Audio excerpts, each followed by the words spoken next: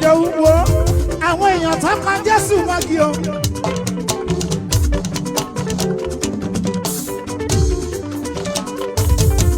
Ẹ wo mo lè gbé náà wojú Anabi o. Dáre Mélòdì àwọn èèyàn tó kan Jésù mọ́gi ẹjọ́. Lájọ́sí mo lè gbé náà wojú Anabi o.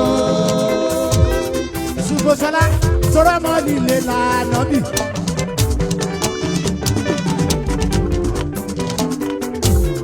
Jọ Jésù Kristi ni bàbá jẹ́jẹ́.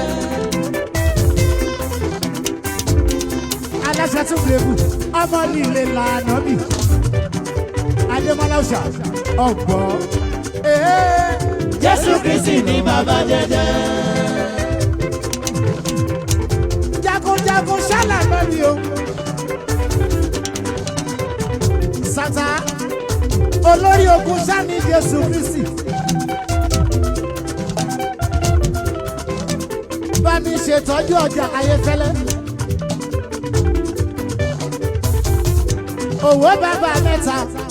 Jọ̀wọ́ subscribe sórí YouTube wa kẹ́ ẹ lè máa gbádùn wa sí Ìmọ́lẹ̀ TV Yorùbá.